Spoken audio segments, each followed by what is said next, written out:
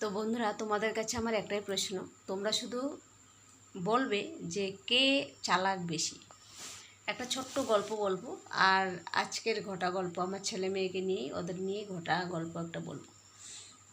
রাতে খাওয়া দাওয়ার পরে ঘুমোতে গেল 9:30টার দিকে, 9:30 না 10টাই বেজে গেছে প্রায়। তখন ঘুমোতে গেছে, ঘুমোতে গিয়ে আমার ছেলে আমার মেয়েকে বলছে, আমি আবার রান্নাঘরে গেলাম, যে দুধটা আছে দুধটা জাল করে রেখে দিই, না হলে নষ্ট হয়ে যাবে। আমি ঘর থেকে শুনতে পাচ্ছি যে বলছে, একসাথে তো হর, মাঝখানে শুধু দরজা।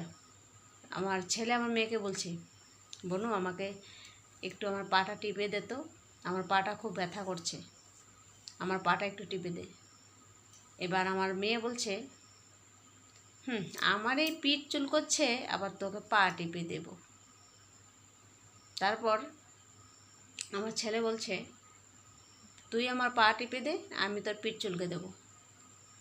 আমার মেয়ে বলছে, দাদার এই কথা শুনে আমার মেয়ে আবার উঠে বলছে, দাদা দাদা তুই আগে আমার পিঠটা চুলকে দে, তারপর আমি তোর পাটা টিপে দেবো। তা আমার ছেলের মনে তো সাদা মনে কাদা নেই। আমার মনে খুব, তখন ওই কথা শুনে, আমার মেয়ের কথা শুনে আমার মনে কিছু ডাকছিল, ইঙ্গিত দিচ্ছিল যে কিছু একটা হবে এখন। যেই কথা সেই কাজ। আমার ছেলে তো সাদা সাদা, ওর মনে কোনো কাদা নেই, সাদা মনে কাদা নেই। ও তো বোনের পিঠে পিঠ চুলকে দিল, পিঠ চুলকে দিয়ে বলছে, এখন তুমি আমার পা টিপে দাও। কি বলছে জানো শোনা মা? বলছে, আমি পারবো না, আমি পা টিপে দিব না। এই তো লেগে গেল। আমার ছেলে কান্না কাকে বলে, লেগে গেল দুজন জোর করছে, দে আমার আমার পাটা টিপে দে, দো আমার পেটা টিপে দে। আমি তোকে চুলকে দিয়েছি, তুই আমাকে দিবি না। আর আমার মেয়ে এদিকে দেবে না, দাদাকে বলছে চুলকে দে, আমি তোকে দিয়েছি, চুলকে দিয়েছি, তুই আমার পা টিপে দে, ও দেবে না।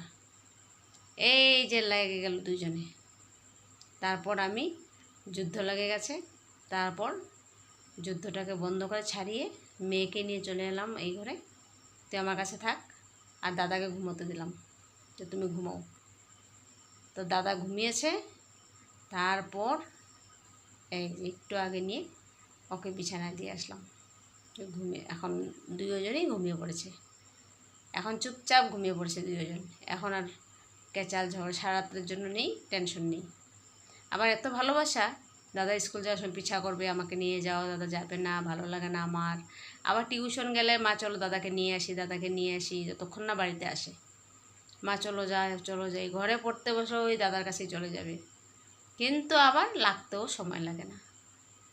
তো চলো বন্ধুরা, এবার তোমরাই বলো, এখানে চালাক কে? কীভাবে ঠকিয়ে দিল দাদাকে, বলো।